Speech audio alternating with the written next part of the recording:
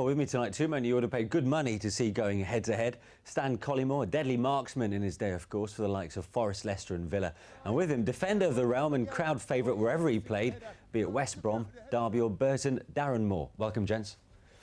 Well, first tonight is more stringent screening, the way to prevent undetected heart conditions in young footballers. As the former Birmingham midfielder Fabrice Muamba continues his recovery from a cardiac arrest in London, the mother of a young Walsall player is calling for more regular testing. 16-year-old Anton Reid was a saddler's apprentice when he collapsed and died during a training session 5 years ago. For late kick-off, here's Laura May McMullen.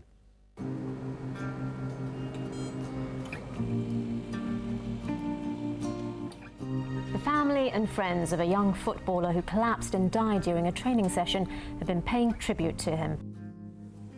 1 in 330 young people harbour a condition that is potentially dangerous. For him to just collapse and die, it's just such a shock. Anton Reid had a promising future. Sadly, he collapsed and died in training for Walsall nearly 5 years ago, just before his 17th birthday. For someone that young, 16, going on 17, just to collapse and die, I think it broke everyone's heart. You don't expect your child to die before you, do you? He'd just begun a 2-year apprenticeship at Walsall. Football was his life. His mum wants to see more screening for all the youngsters in sport. I'd like to see screening done within the clubs, and I think that it should probably be done every 6 months or so to see what's going on with those children. Because I remember when Anton had his screening, they said to me he was one of the fittest children. Walsall have learnt lessons from Anton's death. The club's physiotherapist says it affected everyone deeply. It was probably the most traumatic experience I've had, probably in my lifetime. I put structures into place now where a training session can't take place unless we have defib within 100 metres now. So I have a defib on site. We have oxygen, Entonox, full advanced emergency aid procedures are in place. The sudden death rates in the UK are alarming. Every week, more than 12 young people, often in sport, die as a result of sudden cardiac arrest. Walsall are one of the clubs backing a campaign for all 14 to 35-year-olds to have their hearts screened. The charity Cardiac Risk in the Young holds screening clinics up and down the country. Their figures show that a simple ECG, an electrocardiogram, detects 1 in 300 people have a life-threatening condition which can be treated. Patients are then referred for further tests. See the brightness here? That's the muscle of the heart, like the muscle in your arms and legs. And when we take this view, we check to see how thick heart muscle is and how the cavity pumps blood out of the heart. A team at St George's Hospital in London are carrying out research on behalf of CRY. Professor Sharma is one of the country's leading cardiologists. So can a simple ECG, electrocardiogram, can it save lives? Absolutely. There is a screening programme in Italy that's been in progress now for 30 years, where every single person aged between 12 and 35 who participates in competitive sport needs to have an annual fitness test, and this includes an electrocardiogram.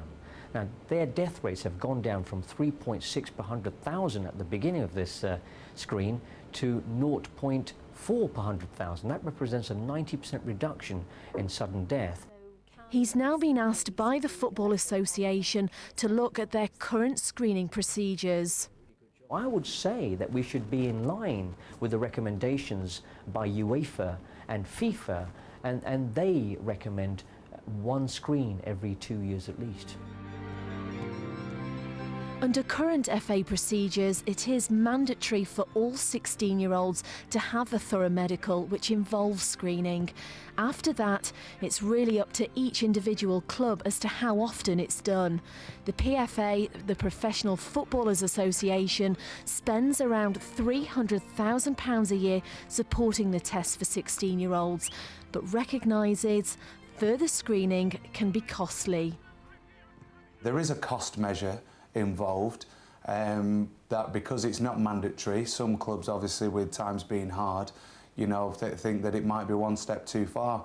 But when you get a circumstance like this, you know, I don't think cost should be a factor. We're talking about the safety of a human being, never mind just a footballer, and that must be of paramount importance. The very, very elite top clubs do have screening in place by virtue of the type of sportsman they have on an annual basis. But then there are other clubs in lower divisions who may only be screened once or twice. An individual may only be screened once or twice in their entire career. But screening doesn't detect 100% of problems. Anton Reid had had a medical at 16, and Fabrice Muamba had been repeatedly tested before his cardiac arrest. We make sure that everybody gets screened who's eligible to get screened. The real problem with screening is, as you probably know, is that screening doesn't pick up everything. Anton's mum has also campaigned on behalf of CRY to raise funds for screening clinics. An ECG costs just £35. Well, the obvious question is, first, guys, should the FA make heart screening compulsory? I mean, I think so when it comes to, you know, lives at stake now. You know, we've moved on to a level with recent events, what's happened over the last couple of weeks. I think it's given the whole of the football and the sporting whole industry to scrutinise the actual area. So I would agree with that, yes. Stan? Yeah, I mean, I think it should be mandatory. I mean, Anton's mum there said 6 months. I certainly wouldn't disagree with that. Let's not forget, in professional sport in particular, the 92 clubs that we have in England, that unique group of clubs, is that the heart muscle is being used on a day-to-day basis to the maximum. So you have to look after it like you do a hamstring or a calf or whatever.